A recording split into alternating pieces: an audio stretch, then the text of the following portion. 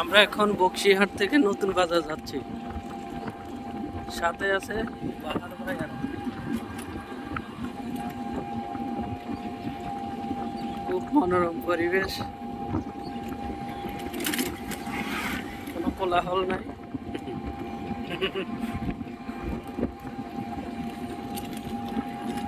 পরিবেশটা খুবই সুন্দর।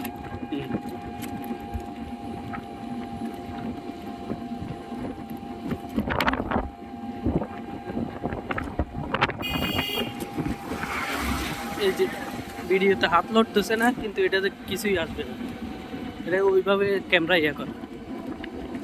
এখানে বোঝা যাচ্ছে হাত কিরকম লড়তেছে, কিন্তু একটু লড়া আসবে না। এটা আমি শাকিল, শাকিল হাত তুল।